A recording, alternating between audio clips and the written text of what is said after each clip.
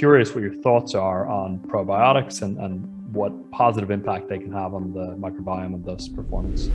If you take a probiotic and your gut is in a state of dysbiosis, in other words, the organisms there are already out of balance, the probiotic may have a little trouble figuring out how it's going to fit in, so that you just put a new influx of organisms into an already confused community. So one of the things I think is important with probiotics is you want to make sure the gut isn't too leaky before you take a probiotic, because you then run the risk that you take a probiotic and it just becomes some of the organism that leaks into the blood. And there they stimulate many more inflammatory processes that are detrimental for the patient. Working on the lining of the gut itself and the integrity of the gut itself makes sense to me before using probiotics. Use an antibiotic to knock down the bad players, bring probiotics in at that point to bring in the better players, right? So the timing there matters. What does it take to do the impossible? What does it take to level up your game like never before? What does it take for individuals, organizations, for even institutions to achieve paradigm shifting? Nothing is ever the same again, breakthroughs. Our mission is to decode the neurobiology of flow and cognitive peak performance. Access the minds of maverick scientists, groundbreaking innovators, and world-leading experts to understand what it takes to achieve ultimate human performance, so you can feel your best, perform your best, and accomplish your boldest goals. I'm your host, Rian Doris, and together with best-selling author Stephen Kotler, I present to you Flow Research Collective Radio.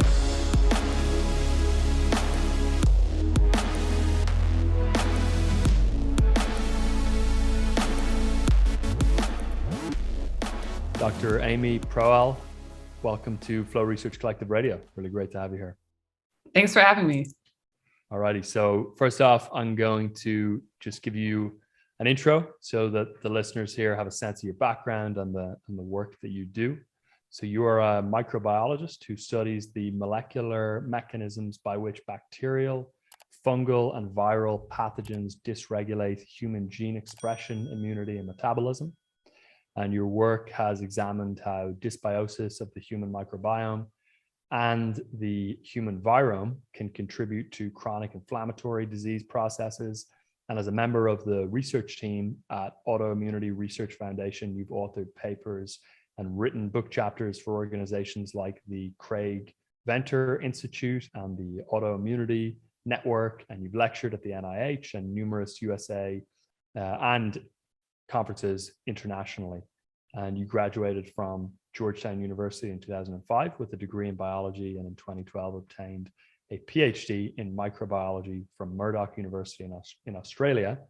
And your graduate thesis focused on autoimmune disease re-examined in light of metagenomic concepts. So I want to start off just by asking you what the biggest shift for you was, or the biggest learning for you was in completing your PhD. And it may be completely unrelated to the topic you did your PhD on, maybe a lesson around, the philosophy of science, or a personal lesson, or it may be related.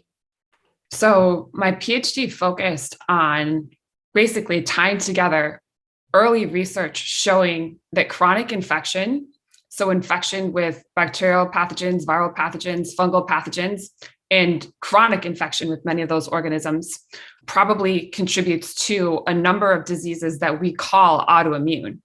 And also that the activity of those single pathogens, for example, a single viral or bacterial pathogen, also have a profound impact on the activity or balance of the sort of collective organism ecosystems in our bodies, the human microbiome. And so one of the greatest takeaways I had is that when you are looking at inflammation in a condition or in a person, it is very important to start to tie that inflammation to the activity of the organisms in the human body, or to some of the infectious agents and pathogens that we unfortunately become infected with. How come that's important? Curious if you could elaborate a little bit there. It's very important for treatment is the main reason, because if you think and you, for example, in ulcerative colitis and Crohn's disease would be a good example. These are GI diseases that are characterized by inflammation of the intestine or the gut, right? And early on, research teams were just measuring that inflammation.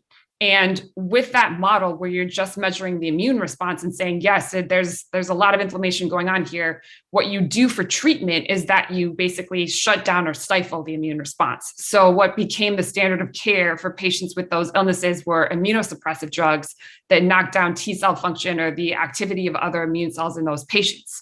But a little after that, teams began to collect samples from those same patients and say, wait, we're learning that there are more and more and more organisms interacting communities of organisms in the human gut, basically the human microbiome and virome, which are, trillions of interacting bacteria, viruses, and fungi that have these rich communities in the gut and the intestine, and now many other parts of the human body, we know.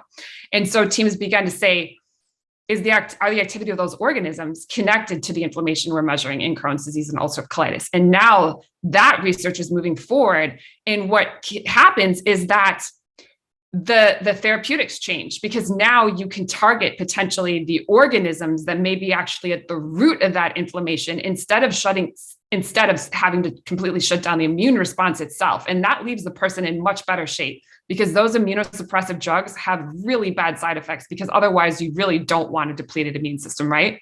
So in other words, by going to that sort of root cause level that may be organisms at the root of inflammation in chronic disease, you can come up with treatments that are less immunosuppressive and less harmful for the patient.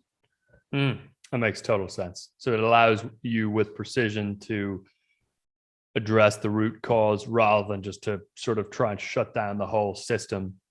And as a result of doing that, potentially help the symptoms a little bit, but also, knock down everything else that's good.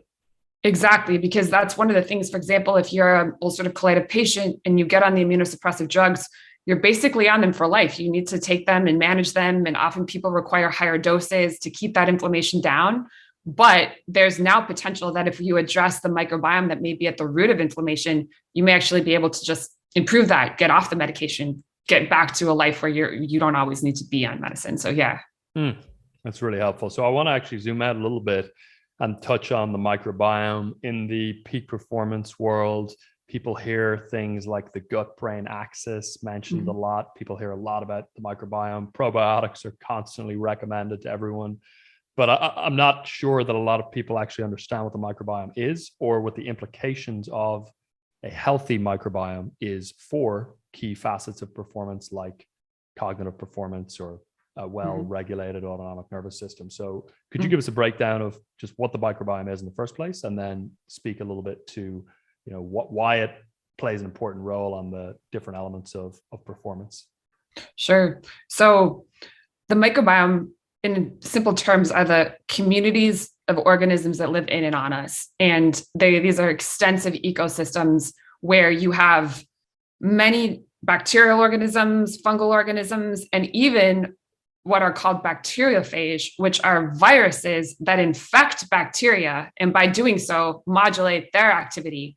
And you have these organisms that are basically interacting together and signaling together in different areas of the human body. And when we first started to study the human microbiome, there was a transformation in being able to understand what was going on with the microbiome around the year 2000. Because before that, when scientists were trying to find an organism in the human body, they basically had to try to culture it, which is a very difficult procedure. So picture your sort of old school scientist with a petri dish and a white coat. They're trying to culture the organism and make it grow in that petri dish. That was the main way that we would find bacteria in the human body.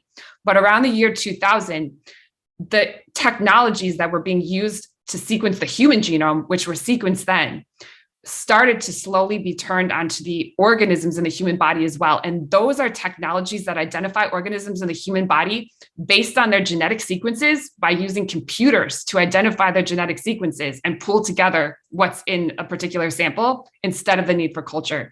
And as soon as those computer-based tools were brought into the study of microbiome, it blew up. There were just so many organisms that the culture techniques were missing, so that there was this era of exploration where first we started to turn those tools onto the gut, for example, where we knew there'd be bacteria, right? And we found there were many, many more organisms than we thought interacting in the human gut, but then also the mouth, for example. The mouth, the oral microbiome, has a huge number of interacting organisms in the mouth. But then increasingly, we've turned our technologies, these same computer-based tools, onto other body sites, even, for example, the bladder or the pancreas or even the blood now. And we realize that in most people, even those body sites are not sterile. They usually do have some organism in them. And for example, the lung microbiome is another big topic. There are interacting organisms in the lung, right? And so we now understand a couple things. We now understand there are these vast organisms in and on us. We now understand that these ecosystems exist beyond just the gut and the mouth, and that there are actually organism ecosystems in the lung and other body sites. And then their activity has great importance because, first of all, there's just a lot of organisms so that their genomes outnumber ours. So in a sense, if you're considering what is human, right? You think, okay, we have our human genes, and you can sort of count the number of human genes that any particular person has. Well, we have more microbial genes in us because of these organisms than we have human. So we're outnumbered by the genes and genomes of our microbial inhabitants. So that's where people have tried to capture that by using, for example, the term superorganism. So some people will say, humans are actually superorganisms. The output of what we really end up doing is a mix of what our human genes are doing and what the organisms in us are doing and creating. And that comes down to the fact that organisms create many different products, many different proteins as part of their metabolism. So a lot of the molecules that end up in our human signaling pathways are actually microbial in origin. So in other words, our organisms are completely intertwined with our human signaling. So when something goes wrong in disease or performance, you have to immediately think that it's probably a mix of issues with the person's human genome, how they were set up, but also there can be this influence from the organisms that they have on that signaling. And what's cool is right now we're playing with technologies, for example, CRISPR, that might be able to edit the human genome. That's hard. We may get there, but it's actually easier, and there are more ways to switch up your microbial organism populations. And so there's a lot of therapeutic potential in the possibility that you can sort of maybe improve the composition of organisms in a particular body site that's contributing to your signaling in a way that can up your performance or improve your health. Wow, the point about genes within the microbiome being categorically distinct from human genes is fascinating, especially given that there's more of those genes. What is it that makes them distinct from human genes? They're just foreign, but they have, there's similarities, in other words. So a good example would be their dopamine, for example. Our human genes can create and code for the expression of dopamine, a signaling molecule. But there are bacteria that are often part of these microbiome ecosystems that also create dopamine as part of their lifestyles. So when someone has an imbalance of dopamine signaling, you can start to wonder if there can be a microbial component to that, in addition to just what their human body is doing. So in other words, some of the microbial genes are foreign genetic material, but they've coexisted in humans for so long that they're just so intertwined with us that at the end of the day, it's hard to separate out their activity. Fascinating, really interesting. I've heard probiotics being described in the past as like dropping off a group of 20 people in the middle of Manhattan and assuming that they're going to be able to clean up the entire city and all the people within it. And I think that example is alluding to the vastness of the microbiome, relative to taking something like a probiotic. And so I'm curious what your thoughts are on probiotics and what positive impact they can have on the microbiome and thus performance. Mm-hmm.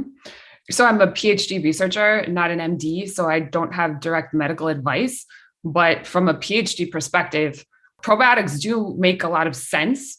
But I do think that probiotics need to be incorporated into sort of a treatment plan with other elements. Because if you, for example, have a very imbalanced gut microbiome, we often use the word dysbiosis to mean that. So when we're talking about a microbiome community, it's a little like the rainforest or something. You could have a part of the rainforest where, animals are eating different animals and there are all these different relationships happening, but those relationships are happening in balance so that the community is basically stable and flourishing.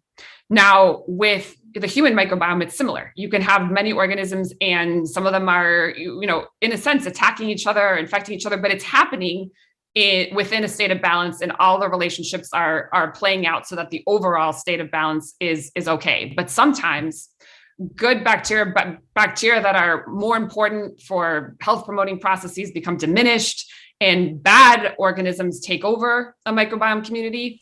And that can lead to a general collective shift in the composition and activity of the organisms there. And we refer to that often as dysbiosis, which basically is like an imbalance of those ecosystems, right? So if you take a probiotic and your gut is in a state of dysbiosis, in other words, the organisms there are already out of balance, the probiotic may have a little trouble figuring out how it's going to fit in, so that you just put a new influx of organisms into an already confused community. So I would think that you want to think through at least a couple steps, in my opinion, first.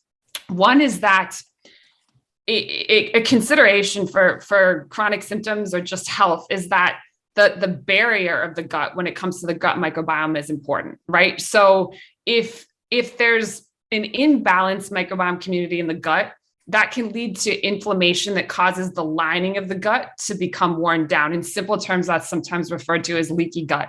And so what can happen then is organisms that are in the gut leak into the blood, and there they stimulate many more inflammatory processes that are detrimental for the patient. So one of the things I think is important with probiotics is you want to make sure the gut isn't too leaky before you take a probiotic, because you then run the risk that you take a probiotic and it just becomes some of the organism that leaks into the blood, right? Because even a beneficial organism, you really don't want ending up in your blood, right? So there are some supplements that I know some people take to sort of strengthen the gut barrier lining, to work on that. In other words, sort of working on the lining of the gut itself and the integrity of the gut itself makes sense to me before using probiotics. I think you want to make sure that you take care of any potential pathogens in the gut as well. So sometimes, depending on the person, there may be an overgrowth of bad bacteria or a pathogen in the gut, like a virus or something like that, that's detrimental. And it's probably makes sense to try to deal with that first, to use some kind of antibiotic or antimicrobial to knock those bad organisms down first before you then repopulate with the probiotic that's better, right? That's the strategy that's used in a number of conditions or where people treat microbiome imbalances, is use an antibiotic to knock down the bad players, bring probiotics in at that point to bring in the better players, right? So the timing there matters. That makes total sense. It's a great point as well around leaky gut and the importance of the gut lining, irrespective of whether the additional components going into the gut are positive or negative, you still don't want them to leak into the bloodstream. Yep, through exactly. the gut. And then to switch gears a little bit to inflammation, although obviously all of this is related, could you give us, again, just a foundational breakdown of what inflammation even is? It's another one of those words that everyone hears, but is rarely actually clearly defined for people. So I would love just for a breakdown on inflammation, when it can be good and obviously when it can be not good, and what impact it can have, again, on cognitive function and other facets of performance. Okay. Yeah. So inflammation really it's a broad term that means that any component of the immune system, and mostly the cells that comprise the immune system, are activated in a way they otherwise would not be, usually under conditions of more balance, right? So you have, with the innate immune system, you sort of have two branches. You have the innate immune system, which is sort of the very primal part of the immune system, the most basic part of the immune system.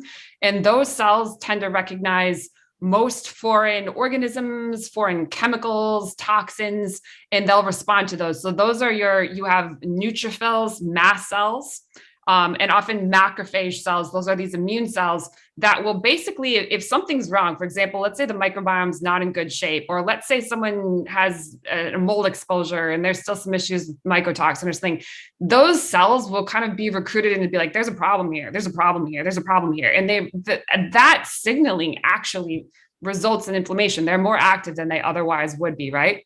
Now, what happens is those cells will signal sometimes when it becomes enough of an issue to what's called the adaptive immune response. And those are your T cells, your B cells, your bigger players that really come in when there's enough of an issue. They're more specific. So the innate immune cells, it would be a little bit of equivalent to an army back in the medieval times, right? So you have an army and you sort of have the foot soldiers that go first and the archers, and they're just trying to target whoever they can. But then at the back, you have the specialized cavalry, right?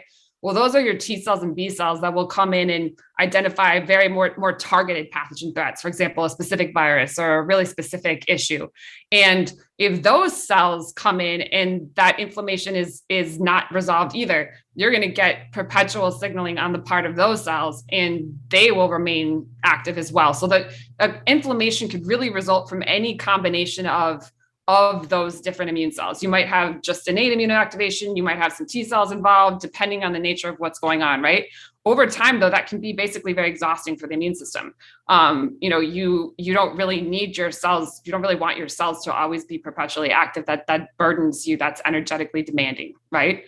That being said, you did mention, though, you do want these cells to function. So, for example, if you get COVID, if you're infected with SARS-CoV-2, you do want a robust inflammatory response in a sense. You want immune cells to come in and recruit it. You want them to recognize the virus. You want them to target the virus. You want B cells and T cells called in, right? So there are times when there's actually a problem that you want inflammation in a sense to occur, right? So for example, in some infections, you'll get a fever. And there's actually some thinking that a fever within limits should not necessarily always be taken down with Motrin or with other therapeutics, because the heat from the fever sort of, is almost a part of the reflection of the inflammatory signaling that it actually means your body's kind of heating up to go against the threat, in simple terms, right? So you don't always want to stop your immune system if it's combating something, but there's a happy medium, right? And people have problems when they may have an issue that's not being addressed. For example, their microbiome in the gut is just imbalanced. So you have this perpetual recruitment of inflammatory cells. That's not doing anyone any, then you just have chronic inflammation, right? Long-term inflammation that goes on and is energetically demanding and detrimental. And depending, when you talk about cognitive function, that can have, there's many routes by which that can affect cognitive function. And if we're going to talk about microbiome, one of the most direct routes that can happen is via the vagus nerve. So the vagus nerve is a very important nerve that innervates, from the brain, innervates every major trunk organ of the human body. So the gut, the lungs, different body sites.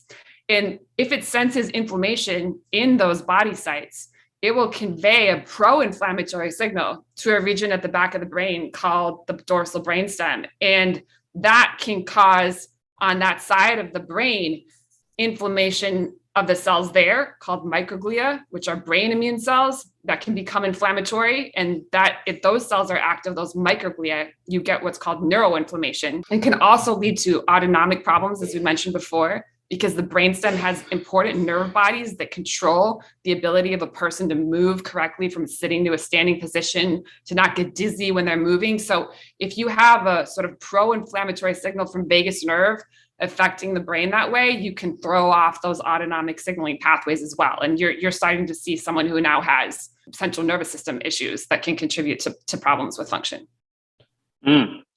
With respect to the vagus nerve, picking up on and then accelerating inflammation is one way that you could potentially measure that through heart rate variability as a metric. I'm assuming that would be, an indicator.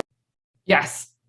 People do measure vagus nerve activity through, and I'm not an expert in this, there are physiologists that do this more than me, but heart rate variability is one of the metrics that can be associated. So vagus nerve gets involved in regulating sympathetic versus parasympathetic tone. Sympathetic being the sort of our flight or fight response. So we want, and these are evolutionarily conserved responses. If you were back in the jungle as an early human, you need to be able to run if an animal attacked you. So you have this ability to spark what's called sympathetic nervous signaling, where you can really move quickly in response to a threat. And that can be very helpful for sports now and everything. But you don't want that to be signaling at night when you're trying to go to sleep. Then you actually want a different tone called parasympathetic, which is more of a relaxing type of nervous tone. You want that happening then. So vagus nerve gets involved in the control of those functions.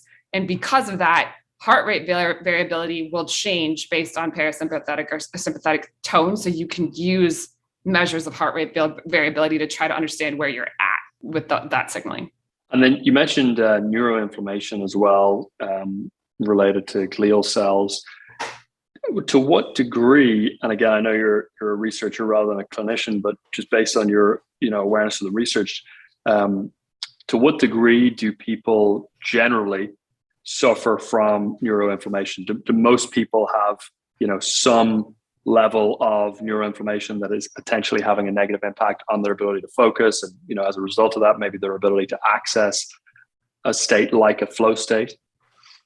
Yeah, I mean, I'm not sure.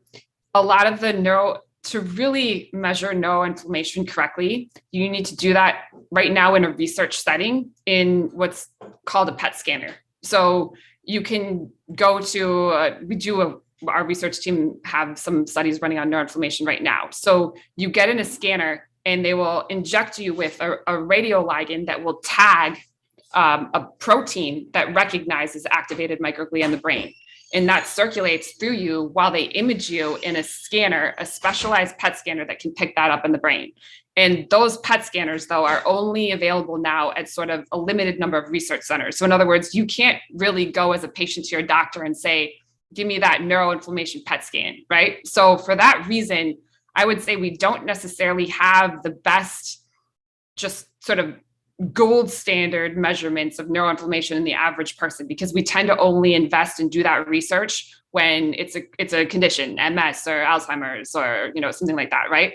So that being said, there are just many elements, like I said, that would suggest that people would have low level neuroinflammation if any of what I had just described was happening in them, right? So as I mentioned, you can literally see a route via which the gut microbiome is imbalanced. And now you have perpetual immune cells that are sort of saying, hey, this isn't great here. There's imbalance here. There's too many bad organisms here. And that inflammation will be sensed by the vagus nerve and conveyed to the brain. And at the very least would, logically result in some neuroinflammation, right? So again, you might not have a serious neuroinflammatory disease, but you may have elements of that. That's entirely feasible to me, just from a basis of logic. And what are some ways that people can keep the negative forms of inflammation that are more chronic low, so that they are at less risk of having impaired function as a result of inflammation that may be not severe to the point of needing to go to the doctor, but lingering in there and inhibiting performance? Yeah, I mean, again, I'm not a doctor, but from a research perspective, you would obviously want to try to keep, especially the gut microbiome, in good shape. There are a range of diets and different, therapies out there that people use to try to do that. I think that exploring those possibilities makes sense.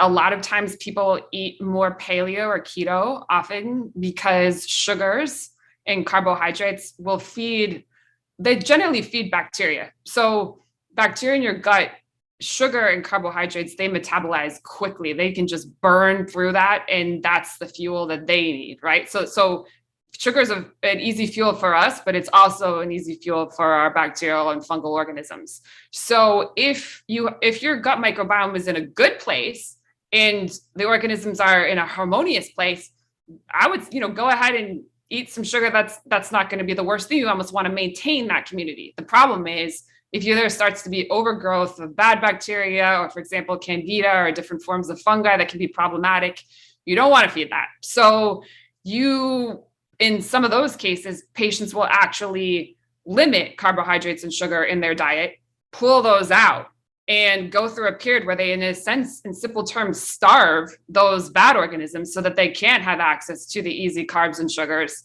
and then bring in some of the probiotics or other things like that to try to improve the gut, and then slowly work back to a point where they're eating more sugars and other, carbs. So in a sense, you kind of need to know where you're at in that, but you can see how diet can have a pretty big impact depending on where your gut health stands, right? So just alone, food choices are one obvious area. But, other things that I just think make sense from a straightforward perspective are, for example, I'm interested in hyperbaric oxygen therapy, or just therapies that oxygenate the human body. I don't see any downsides in those, because one thing we know is organisms that are like pathogen, especially, which, and by the way, pathogens, single pathogens, for example, the herpes viruses or bacterial pathogens, they can get caught up in these ecosystems. They can become players in certain people's, health issues. They're big drivers of inflammation when they're actively signaling. So none of those pathogens and bad organisms survive well in a highly oxygenated environment. It's kind of a known thing that pathogens, actually will induce sometimes what's called a hypoxic state. So they'll actually, when they are causing disease, create sort of genetic or signaling changes that make the area of the body they've infected have lower oxygen, called hypoxia. So if you can push back against that and oxygenate the body, oxygenate tissues, you are making the environment less hospitable to negative organisms in a simple sense. So some straightforward oxygenation probably wouldn't hurt anyone either. That makes total sense. There's a group called the Amen Clinics, founded by a psychiatrist called Daniel Amen, with the basic philosophy behind it being that psychiatry is the one medical discipline within which the brain is not actually properly scanned or measured before treatment is made. And I know that one of the biggest interventions they recommend is HBOT, or hyperbaric oxygen therapy, and they recommend that specifically as well to people with concussion. And I've heard them recommending it to people up to daily, sometimes for months, to really rejuvenate kind of deep parts of the brain that are starved of oxygen, and, to your point, to make an environment less hospitable to the bad things we don't want. So it's a great recommendation. And then one of the final questions here, Amy, I know a lot of your recent research has been around long COVID. You've had lots of clients who know people struggling with long COVID or have been directly.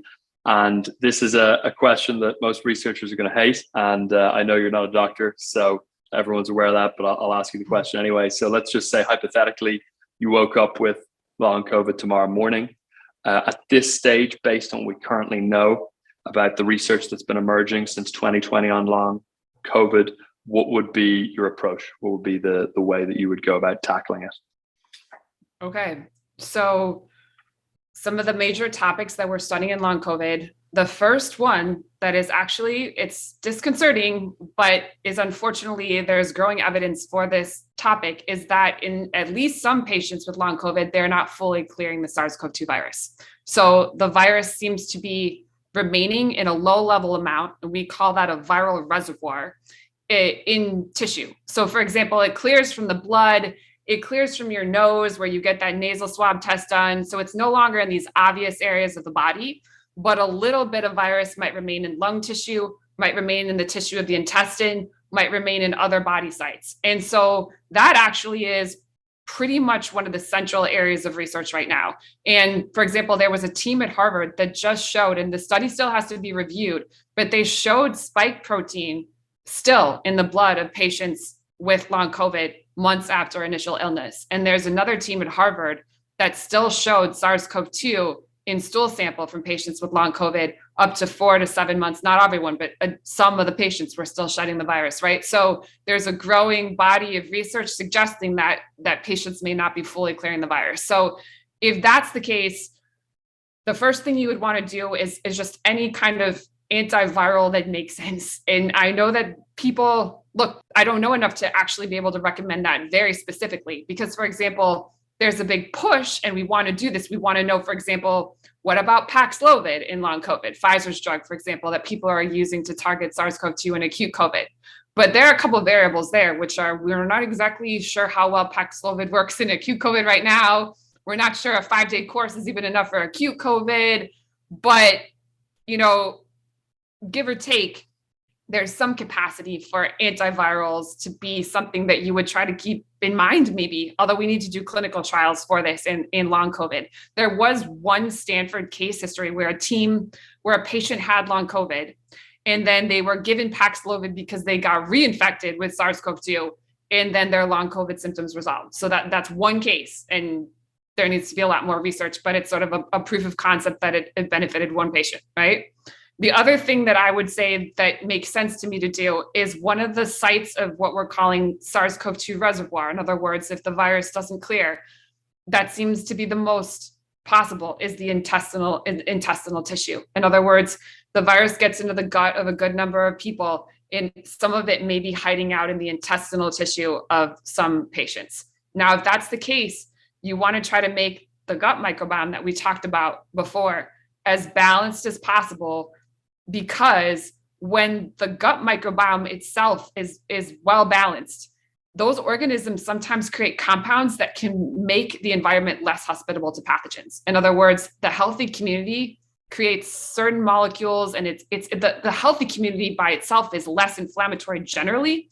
So you sort of, at the very least, give the immune system a break by, the immune system doesn't have to figure out the mess of microbiome in the gut, freeze it up a little bit to maybe go after a little bit of that residual SARS-CoV-2 virus in the gut, right?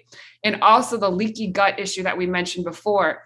There's a condition called multi-system inflammatory syndrome that's very similar to long COVID in children, where certain children just get very ill about 4 weeks after acute COVID, and they just get a very huge hyperinflammatory response and sometimes have to be hospitalized. Well, there's a team at Harvard that did a study on those children, and they found that many of them, even at 4 weeks, still harbored the SARS-CoV-2 virus in the gut. And they still had spike protein leaking into the blood, as we mentioned before, but they measured a metric of intestinal permeability, or in other words, leakiness, called zonulin. And they showed that was upregulated.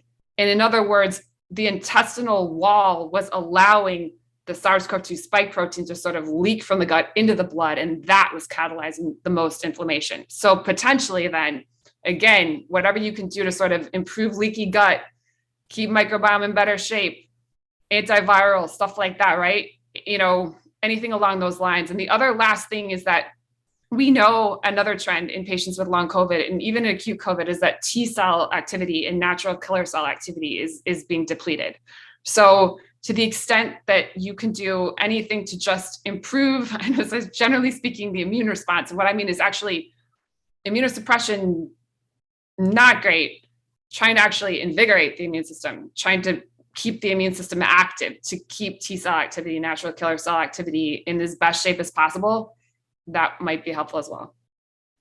That's a super breakdown. I mean, thanks. Just one follow-up question on that. I've seen a new movement of people curing their long COVID through extended fasting and claiming that autophagy is clearing viral debris or the viral reservoir potentially that is lingering in the gut. So I'm curious if theoretically, I know there's not necessarily any clinical trials on that, but if theoretically that is a plausible mechanism of action.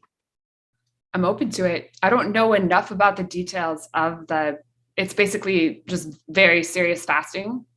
Yeah, 48 to, I think the protocol is something like fasting for between 48 and 72 hours once a week for 12 weeks. It does seem possible that fasting at least would keep other problematic organisms down in the gut microbiome, like we mentioned. There'd be less fuel for them, right? You have less sugar. You're also just keeping, I guess, without your body having to process so much food, and you're just kind of allowing it to be in more of a detox state. That seems reasonable to me, to sort of, like I said, one of the things you can try to do is to lift the burden off your immune system so that it can do some of the work and go after the virus or repair something else. And it does seem to me that I could understand a mechanism sort of by which eating less food and, eating in a way that would not give easy sugar or stuff to organisms, that makes sense to me that it might be a better atmosphere for promoting that kind of recovery. So no, it seems to make sense. Super. Final question, Amy, which is a question that we ask all our guests who are researchers. We call it the Research Genie question. So if you were able to click your fingers and immediately have all of the gold standard research be conducted to answer any question that you often ponder, what would that question be? How can we tell if there is a pathogen in human brain tissue in a living person? Can you say a little bit more about that? That's intriguing. So a topic I didn't really get into is that in addition to microbiome imbalances being tied to chronic disease, another huge topic is just the impact of single viruses on chronic disease. For example, in Alzheimer's, I'm not sure if you've seen, there's a Harvard team that's basically made a breakthrough discovery, which they've shown in these really cool neuron in a dish models that the amyloid plaque in the brain may not be a plaque with no function. It may actually function as part of the immune response that targets pathogens in brain tissue. So in other words, you could have a virus in brain tissue and then the plaque forms around it, digests that virus, and that's why you get that amyloid plaque formation. So there's a huge amount of research now in which people are actually trying to understand if pathogens are getting into the tissue of the brain more than we previously thought in MS, in Alzheimer's.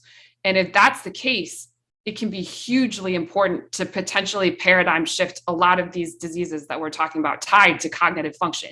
But the hardest part is that in order to study brain tissue, you basically have to do autopsy studies. You have to wait until someone passes away and get their brain tissue and then try to understand it and look through it. But there are many changes that happen after death. So what our constant focus is can we use other forms of neuroimaging, other technologies to be able to understand if a pathogen, for example, a herpes virus or even SARS-CoV-2 might be in a person's brain in someone who's alive.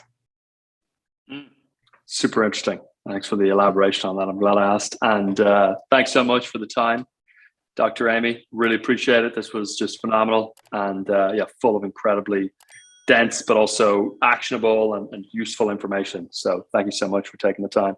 Of course. Yes. All right. Thank you. If what you've heard on Flow Research Collective Radio has been helpful, please consider doing us a solid and leaving us a review on Apple Podcasts, Spotify, or wherever you are listening to this. Reviews help us connect to a wider audience so we can get these peak performance principles out to more people.